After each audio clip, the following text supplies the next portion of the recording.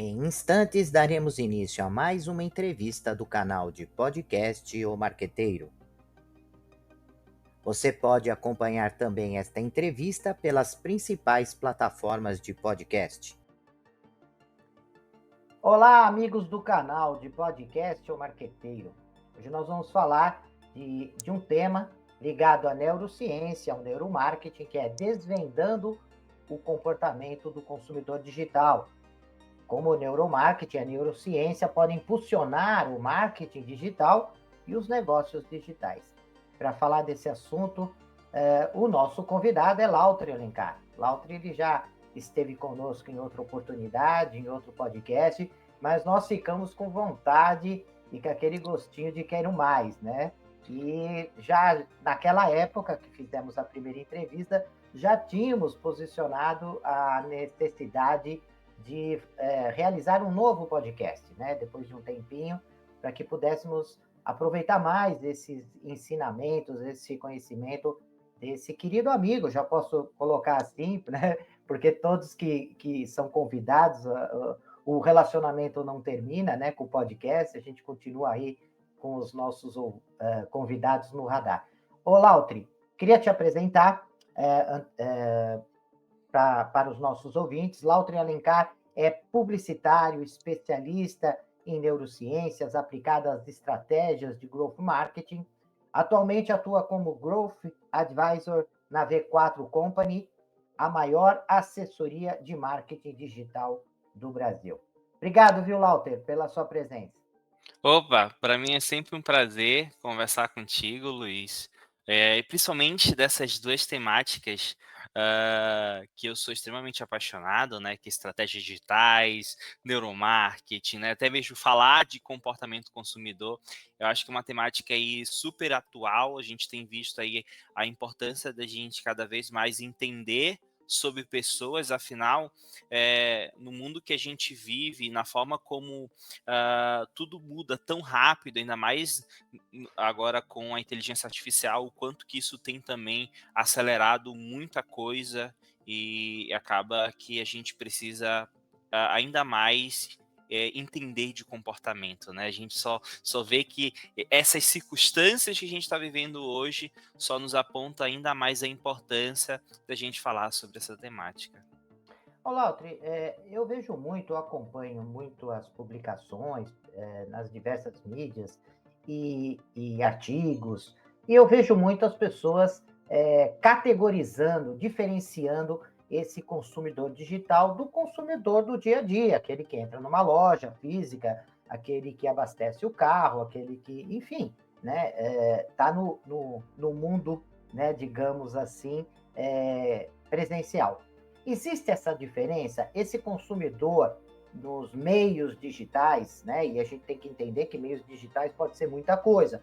Pode ser um aplicativo, pode ser uma rede social, pode ser um site, né? Quer dizer, a gente às vezes fala, né? Trata do universo digital como se fosse uma coisa só, mas não. Nós temos diversos produtos, diversas interações acontecendo no ambiente digital e cada uma dessas plataformas tem características diferentes e, portanto, entende-se que o consumidor também se relaciona diferente com essa plataforma. É isso mesmo, Lautri? Existe essa diferença, esses estudos diferenciados? Quer dizer, aquele consumidor que entra numa loja física, esse mesmo consumidor, quando entra numa plataforma digital, num site, no Instagram, ele tem comportamento diferente? Uma excelente pergunta, Luiz. A gente falar sobre essa diferença. Assim, na minha concepção, é claro que são ambientes diferentes, com estímulos diferentes. Então, a gente vai ter uma interação e um comportamento completamente diferente. Só que a gente precisa entender que a jornada do consumidor ela é 360 e ela se relaciona ali por vários pontos de contato com a marca e cada ponto de contato vai influenciar numa decisão de compra se eu vou comprar no digital ou se eu vou comprar no off. Acho que é importante a gente falar, Luiz, sobre a jornada do consumidor nesse sentido, para a gente entender justamente, para a gente chegar a uma resposta a essa pergunta, é que se a gente for olhar para a forma tradicional de pensar a jornada do consumidor, o que a gente tem? Que a pessoa, a partir de um estímulo, de uma necessidade, de um desejo, ela entra na jornada de buscar mais informações sobre qual produto vai resolver a dor dela, o problema dela. Ele toma uma decisão e depois avalia se escolheu bem ou se escolheu mal, né? Que é Uhum. justamente ali numa fase de pré e pós-compra. A gente tem essa forma tradicional de se pensar em comportamento. Só que uma coisa interessante que a gente pode avaliar entre esse pré-compra e esse pós-compra, que pode ser tanto no digital ou quanto no off, é que entre o consumidor de fato tomar uma decisão, quando a gente trata lá para o off, quando a gente está de frente para o produto, a gente tem um autor que chama isso de primeiro momento da verdade. O primeiro momento da verdade é quando ele pega o produto, ele olha, ele vê, ele sente o produto. É o momento que, de fato, ele está ali para avaliar N fatores que podem estar influenciando ali naquele momento de decisão de compra. E depois ele tem um segundo momento da verdade, que é quando ele levou o produto para casa e ele avalia se ele tomou uma decisão boa ou não. Só que o Google ele vem e diz que existe um momento zero da verdade. Que esse momento zero da verdade é antes da pessoa chegar ali na loja física e pegar o produto.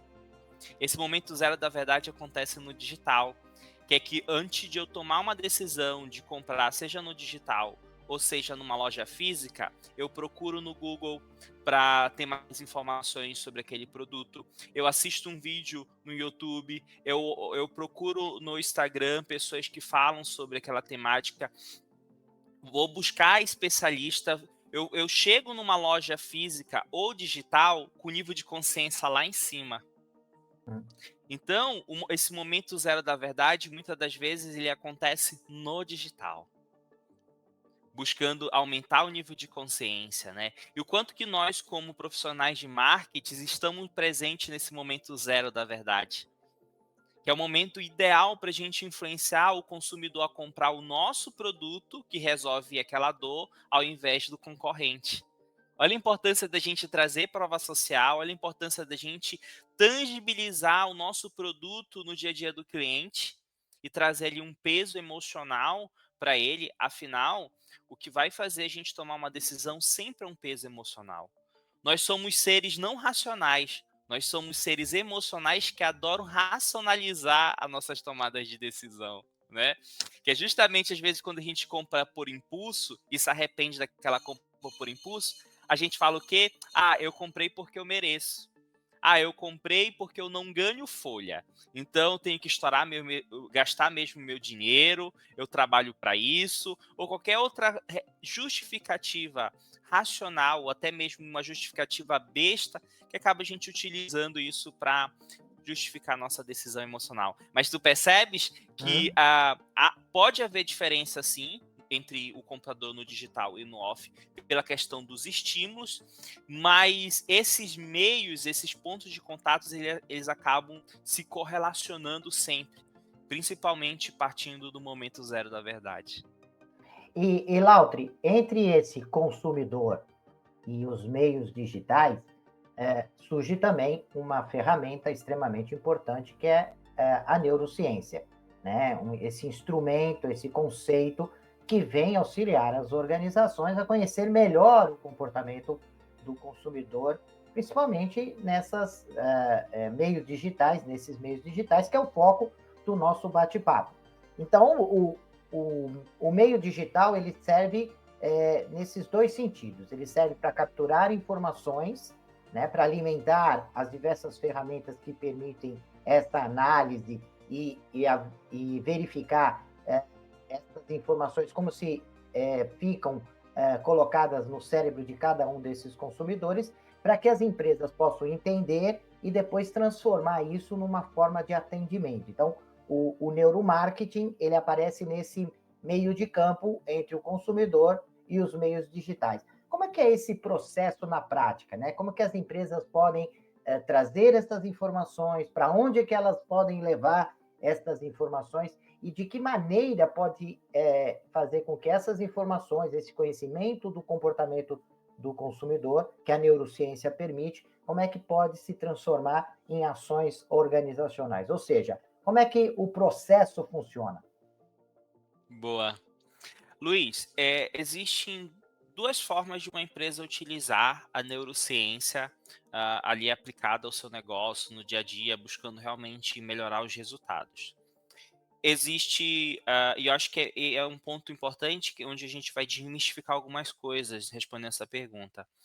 Existe tanto a linha da gente pensar sobre neuromarketing, que é realmente fazer pesquisa, utilizar ferramentas como o eye tracking, que é rastreamento dos movimentos oculares, ou isso tanto pelo óculos que faz isso, quanto por webcam também, tem essa possibilidade hoje em dia, quanto respostas fisiológicas, eletrocardiograma, eletrocefalograma, enfim, dentro de outras ferramentas que a gente vai ter aí, que vão fazer análise biológica para de fato a gente entender a percepção do consumidor, entender o engajamento dele, entender a atenção, que são algumas neurométricas importantes aí para o neuromarketing estar medindo, para a gente compreender a percepção e a partir disso tirar insights. A outra linha, além do neuromarketing, é a neurociência do consumidor. Aí talvez você deve estar me perguntando, quem está me ouvindo, Lautra, existe diferença entre neuromarketing e neurociência do consumidor? Existe. O neuromarketing, para fazer neuromarketing, tem que fazer pesquisa, certo? Utilizar equipamentos. A neurociência do consumidor utiliza o que as neurociências já têm de pesquisas realizadas e utilizam isso como insight para aplicar no dia a dia. Então a gente vai ter aí, por exemplo, nessa linha de neurociência do consumidor, é utilizar, eu sei que se eu colocar um elemento posicionado, levando em consideração que a gente tem um padrão de leitura em formato de Z, eu já posiciono os elementos na posição por onde normalmente o nosso padrão de leitura nos faz olhar. Então, eu estou utilizando insights gerados da neurociência ou até mesmo da economia comportamental, que querendo ou não também estuda aí a neurociência influenciando na tomada de decisão. Então, a gente começa a entender como é que o cérebro reage diante de certas situações, seja a heurística, né, que é a nossa lógica de pensamento, seja os famosos vieses cognitivos, que as pessoas amam, os gatilhos mentais, que acaba a gente estar utilizando uma linha não de neuromarketing, sim de neurociência do consumidor. Claro que o neuromarketing na prática, ele acaba se tornando um pouco mais caro por envolver vários profissionais no dia a dia, acaba que a neurociência do consumidor fica mais acessível porque tu utiliza pesquisas que já foram aplicadas, aprende com elas e aplica no teu negócio. E aí a gente vai ter que utilizar rotinas de teste AB, né? Beleza, tirei esses insights aqui dessa pesquisa, vou aplicar e vou fazer esse teste AB, colher as medições de dados e validar realmente no meu negócio funcionou. Percebe? A gente pode fazer essa diferenciação. É claro que com a tecnologia, com as inteligências artificiais, a gente tem visto cada vez mais o neuromarketing sendo mais acessível. Hoje a gente tem, por exemplo, IA que simula o eye tracking com base nos estudos já realizados, que a IA aprendeu aí os nossos padrões heurísticos, né? Heurística vem realmente dessa nossa lógica de pensar, ou regras que o nosso cérebro tem para perceber e processar informações. Então, essas IAs que a gente tem, tanto baseada, tem IA, por exemplo, que é baseada na visão pré-atencional. O que é a visão pré-atencional? É antes de tu ter uma visão consciente, alguns elementos são os atributos pré-atencionais, como a forma, a cor, o tamanho, o contraste. São elementos que o nosso inconsciente utiliza para certa informação ganhar atenção nos primeiros segundos. Então, a IA ela já utiliza esses atributos para calcular ali a probabilidade da pessoa olhar para aquela informação, para tua logo, para o teu produto dentro de um layout, né? Ou então tem IA que já utiliza pesquisas reais com o eye tracking e ela analisa e diz qual é a demanda cognitiva daquele anúncio. Quanto mais poluído de informação, mais exige demanda, energia cognitiva. Se eu exijo demanda cognitiva do cérebro, o cérebro tende o quê? A se afastar daquela comunicação. Percebe? Então a gente tem vários tipos de IA que trabalham com percepções diferentes que conseguem entregar para a gente 98% de assertividade comparado a uma pesquisa real. 92, dependendo aí da ferramenta. Ou então, não, Lauter, eu não quero utilizar IA, mas eu vou contratar um software que eu conecto com a minha webcam e eu mesmo faço uma análise. Eu fiz isso recentemente para uma grife Jorge Bischoff, não sei se você conhece, Luiz, Não, que é de não. bolsas, sapatos, enfim, uma marca bem famosa, uma marca de grife. Que a gente estava testando duas landing pages para ver ali qual que aumentava a taxa de conversão em leads daquela landing page para expansão. A gente estava fazendo uma estratégia para vender mais franquias daquela grife.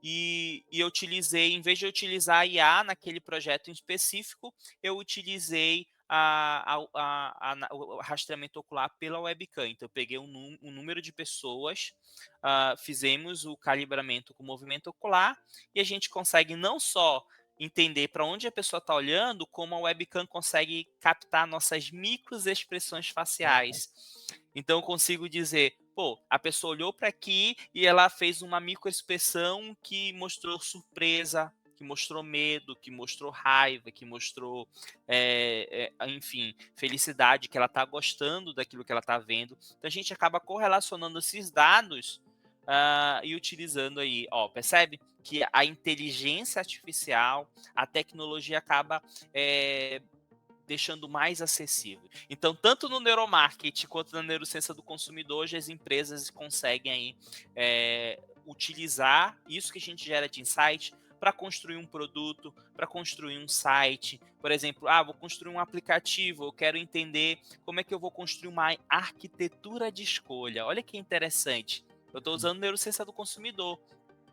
Eu sei que eu posso conseguir incluir elementos que a gente chama de nudges que vão impulsionar o consumidor a tomar certa ação. Quer ver um exemplo de nudge num espaço físico? Quando a gente estava na pandemia, o que as pessoas fizeram para que numa fila a gente ficasse 1,5 m, 1 metro de distância? Colocavam bolinhas no chão. Ela não precisava dizer nada. Bastava botar a bolinha do chão que impulsionava um comportamento do quê? Das pessoas manterem a distância de 1 metro, 1,5 m. Ou então, eu tenho um case muito legal de uma campanha que tinha uma escada rolante e uma escada do lado. Normalmente as pessoas utilizam a escada rolante e não descem pela escada normal. Só que o que eles fizeram nesse experimento? Eles plotaram toda a escada normal como se fosse um piano, teclas de um piano, e cada degrau fazia um som de uma nota musical. Então as pessoas deixaram de descer a escada rolante só para viver a experiência de descer a escada normal. Percebe que eu fiz uma intervenção no ambiente e isso provocou comportamento. Isso é nudge, isso é arquitetura da escolha. Então eu posso arquitetar e impulsionar as pessoas a escolherem apertar num botão em vez de outro. Percebe como eu utilizo a neurociência do consumidor para a construção do meu produto, um aplicativo, um site, ou de fato um produto físico. Então tem uma infinidade aí de possibilidades, Luiz, que a gente pode estar utilizando a neurociência. Eu achei muito interessante uma das suas falas, quando você trata da questão da inteligência artificial e propiciando essa integração, né, que a inteligência artificial tem, da neurociência com o neuromarketing. Quer dizer, eu tenho experiências lá arquivadas que a inteligência artificial apresenta e a interação que eu faço, o incremento de informações, permite essa conexão entre esses dois conceitos que você tratou logo de início, que estavam separados, mas através da neurociência, da inteligência artificial, a possibilidade de uma aproximação, né? Claro que não uma fusão completa, mas uma aproximação desses dois conceitos, né? O melhor desses dois conceitos trabalhando junto.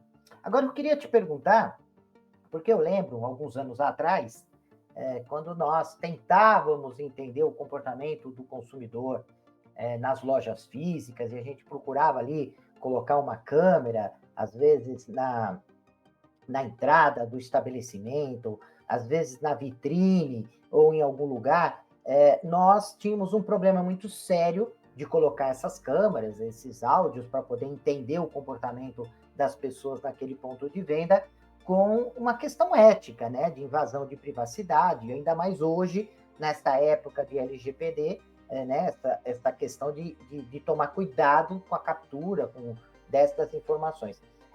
A neurociência, o neuromarketing, né? A neurociência não tanto, porque os dados já estão ali, né? Mas alguém alimentou esses dados da neurociência.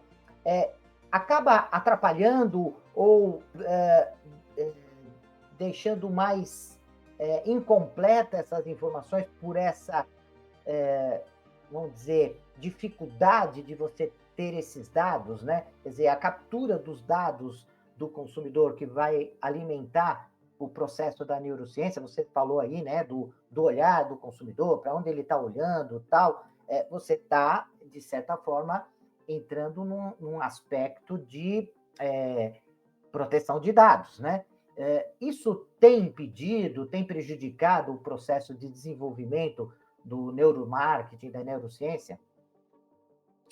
Eu acredito que não, eu sei que a questão da LGPD, ela exerce uma influência nesse processo todo. É claro que quando a gente escolhe pessoas, a gente traz uma clareza para ela sobre o que se trata a pesquisa, porque assim, quando a gente vai fazer uma pesquisa de neuromarketing, a gente tem uma pergunta para ser respondida.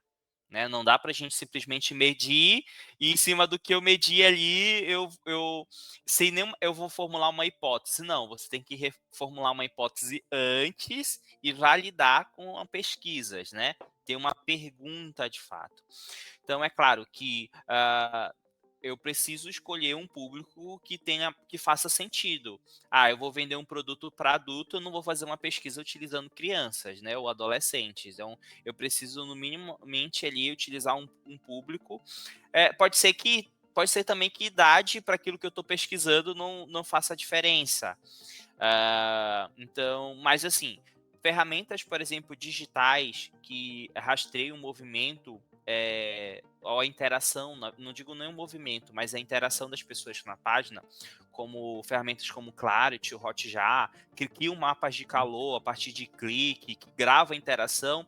Normalmente, a partir do momento que a pessoa ela entra no site e ela aceita os cookies, aquilo autoriza ela tá passando todos os dados que ali está captando, não só a ferramenta que está captando a interação de dados do usuário com a plataforma, como também os dados e as atitudes e os eventos que ela vai criando ali de cliques, né, estão sendo enviados para as plataformas de anúncio, né?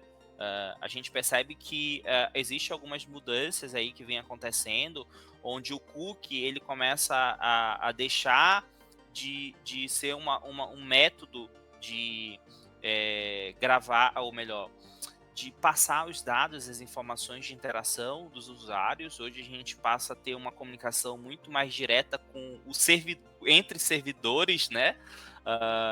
E aí a gente vê a importância da gente de fato aceitar. É claro que tem ferramentas aí que elas não trazem, Luiz, a informação de que foi fulano do CPF tal, ou foi ciclano ali da idade tal, que de fato aquele dado, ela pictografa o dado, né? A gente pega só, de fato, os dados numéricos, quantitativos, a gente não sabe, de fato, quem foi fulano ali que, de fato, aquela informação veio. E hoje as grandes ferramentas que a gente utiliza já tem esse cuidado, esse trabalho aí. Então, eu acho que a LGPD ela não influencia tanto nesse processo. Eu fiz essa pergunta, Lautri, porque eu tenho vários relatos, né? Relatos de alunos, enfim, de pessoas que eu tenho contato, que falam: olha, eu entrei num site, interagi com aquele site, com aquele aplicativo, e comecei a ser bombardeado aí de informações daquele produto, estava quase comprando aquele produto para ver se me livrava daquela quantidade de informações e cercando esse consumidor de todo lado, né? Então você entra lá num site qualquer, daqui a pouco você entra no Facebook, no Instagram, você começa a ver o produto sendo apresentado, você recebe um e-mail, você recebe uma mensagem pelo SMS, enfim, você começa a receber uma série de informações. É claro, fica evidente que a empresa, ela monitorou as suas visitas e imediatamente lá as ferramentas automáticas dispararam para esse consumidor uma série de ofertas, né? E hoje nós somos bombardeados. Antigamente o problema do marketing era o bombardeamento de mensagens publicitárias, né? E hoje nós somos, além das mensagens publicitárias normais, nós somos bombardeados por ofertas. Então, o funil de vendas a todo momento está ali, né, sendo acionado e às vezes a gente nem quer comprar aquele produto, só entrou ali no site para ter uma informação, para buscar um conhecimento, e aí a gente já entra num processo, né, de bombardeamento, tentando fazer a gente comprar de todo jeito. Então, por isso que eu toquei nesse assunto, né, dessa preocupação com a ética, com os dados, né, de você não perder aquelas coisas que, na época que eu comecei a desenvolver o CRM lá atrás, em 2001, né, comecei a estudar, a gente falava de marketing da permissão, esse cuidado de você permitir. Agora, você colocou muito bem, né? Quando você clica ali e aceita baixar o aplicativo, quando você aceita uma série de coisas e ninguém lê, você já está trabalhando o marketing de permissão, você já está permitindo. Ah, mas eu não li. Bom, mas aí é outra coisa, né? Você tem que ler, quer dizer, o princípio básico, né, é que você possa ler as informações antes de estar assinando um documento em branco, né? Você tem que tomar muito cuidado, né? Então, você acha que tratou bem essa questão, né? Falando, olha, você permitiu, então as empresas elas estão fazendo uso dessa permissão para poder desenvolver as suas estratégias. Agora, se elas vão bombardear ou não, aí é uma questão também da consciência da empresa que o excesso de informações, né, e de bombardeamento de ofertas muito mais às vezes prejudica do que facilita. Então elas precisam rever as suas políticas e as suas estratégias de marketing, né? Pô, uma coisa importante aí, Luiz, que tu acabou citando, não diretamente, mas indiretamente, que é o remarketing, né? É. Que é uma estratégia muito utilizada, né, de reimpactar ali as pessoas que tiveram contato com a minha marca com vários anúncios em canais diferentes, né? Facebook, Google, Instagram, TikTok. Querendo ou não, às vezes a gente tem scripts de rastreio de todas essas plataformas no site, numa landing page, e acaba que a gente entra nesse fluxo, né? Eu até escrevi um artigo recentemente do poder do remarketing, né, explicando isso pela neurociência, mas o que é interessante a gente levar em consideração e trazendo aqui para uma estratégia de marketing, saindo um pouco na linha ali de ética, porque o remarketing ele é tão importante. Uma coisa que a gente precisa entender é o quanto que nós estamos disponível mentalmente para reagir a um pitch de venda, a uma chamada para ação. Quanto maior é essa disponibilidade mental da gente em relação à marca, um produto, maior a probabilidade de a gente comprar daquela marca, comprar aquele produto. E a disponibilidade mental ela está diretamente relacionada à memória, a lembrança de marca. A gente olhando ali como publicitários, né, e olhando para a publicidade tradicional, o quanto que a publicidade tradicional se preocupa na construção do quê? Do recall de marca, né? E todo esse trabalhar da lembrança de marca gera disponibilidade mental. Por quê? Existem duas formas de se construir memória, Luiz. Impacto emocional ou repetição de exposição. Quando eu falo, vejo, ouço várias e várias vezes, sou exposto várias e várias vezes, eu crio memória de longo prazo. Ou se eu sofri um impacto emocional, que são as estratégias que a publicidade hoje utiliza, né? Às vezes traz uma campanha que gera ali uma emoção, um estado emocional de felicidade, de conexão com a marca, de um impacto emocional construindo memória. Mas o tempo de exposição também constrói memória. Recentemente saiu uma pesquisa do TikTok, que é uma ferramenta aí que a gente sabe o quanto que a gente fica preso no feed, rolando, assistindo vídeos, justamente falando sobre neurociência aplicada ali ao TikTok. Que ela diz assim, que os primeiros segundos são importantes para te aumentar a chance de engajamento, de ganhar a atenção daquela pessoa. Tu ganhou a atenção nos primeiros 3 segundos, quanto mais tempo a pessoa assiste o vídeo, quanto maior esse tempo, significa que ela está engajada, maior engajamento. E se é maior engajamento com o vídeo, olha o tempo de exposição, maior é a minha lembrança de marca, ou lembrança sobre o produto. Percebe que tudo vai gerando em torno de lembrança? Sim, Porque eu sim. vou aumentando o engajamento, eu vou aumentando o meu nível de consciência, eu vou tangibilizando aquele produto que eu tô assistindo, que eu estou vendo uma outra pessoa usar no meu dia a dia, criando expectativa futura. Então, a junção disso, expectativa futura, exposição, né, engajamento, isso gera a minha disponibilidade mental. Então, se eu pego o remarketing, estou sendo bombardeado, estou vendo aquela marca, aquele produto várias e várias vezes, eu estou elevando o meu nível de consciência sobre aquele produto e aquela marca, aquele produto está ficando familiar. Então, quanto mais familiar eu for sobre aquele produto, sobre aquela marca, mais disponível eu estou de reagir a uma decisão de compra. Então, é por isso que o remarketing ele é tão poderoso. Não é só simplesmente eu vou comprar para fazer com que eles parem de me perseguir. Não, muitas das vezes eu vou comprar porque já me convenceram. Eu já estou familiarizado, realmente eu preciso disso, percebe? Então acaba que toda essa disponibilidade constrói aí essa probabilidade da gente comprar e de reagir positivamente a qualquer chamada para ação. Muito bem, Lautri.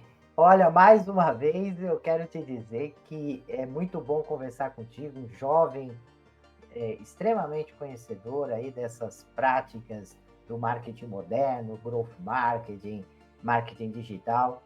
Nosso tempo está chegando ao fim. Eu gostaria de deixar o espaço para você, Lautri, deixar o seu contato, atividades que você vem desenvolvendo, né? Se você tem algum material disponível, um livro, alguma coisa que os alunos e os nossos ouvintes possam entrar em contato com você, adquirir.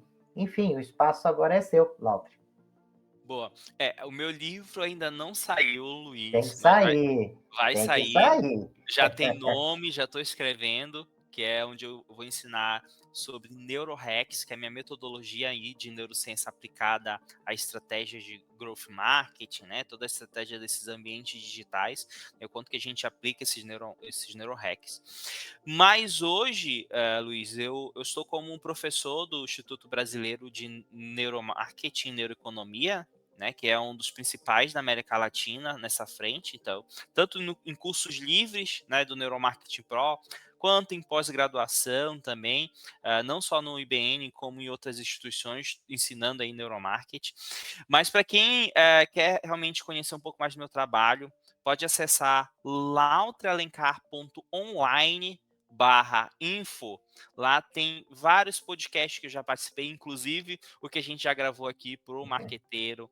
Tem alguns artigos, tem ali a listas de eventos que eu estou palestrando, inclusive em agosto estarei em São Paulo, Fortaleza, Rio de Janeiro, BH. Então a gente já tem uma agenda aí de imersões em neuromarketing, seja na construção de anúncios, seja na construção de estratégia de growth marketing. Então, para quem quer saber um pouco do que eu estou fazendo e do que eu já fiz, só acessar lá o lautrialencar.online/info, que lá tem todas as minhas informações, inclusive o meu Instagram, né, que é lautrialencar. Maravilha. Ô, Lautri, mais uma vez, obrigado pelo seu carinho, pela sua atenção, pela sua disponibilidade, né? Eu conversei com você semana passada, você já se demonstrou completamente aberto para tratar desse tema, que não é fácil, mas você consegue sempre tratar de uma maneira clara, de uma maneira objetiva, né? Você acaba trazendo exemplos práticos que torna essa informação assim mais fácil de tentar entender, porque esse universo cresce assustadoramente rápido, né? E a gente tem que ficar correndo atrás, né? Esse linguajar aí de você, que a gente até algum tempo atrás não usava, hoje tem que saber, tem que entender um pouco para poder atuar nesse mercado tão competitivo que nós estamos vivenciando. Então, mais uma vez, Lautio, eu agradeço demais a sua presença no nosso canal. Opa, acho que não está saindo o som.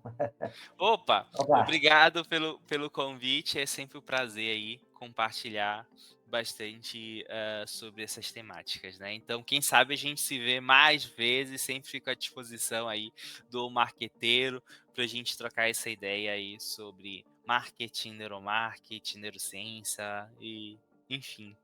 Vou cobrar isso, né? O convite já está feito para a gente voltar. Ok? Então, Boa. prezados ouvintes do canal O Marqueteiro, até a nossa próxima entrevista. Até lá. Deixe seus comentários, sugestões e opiniões. E aproveite e se inscreva no canal.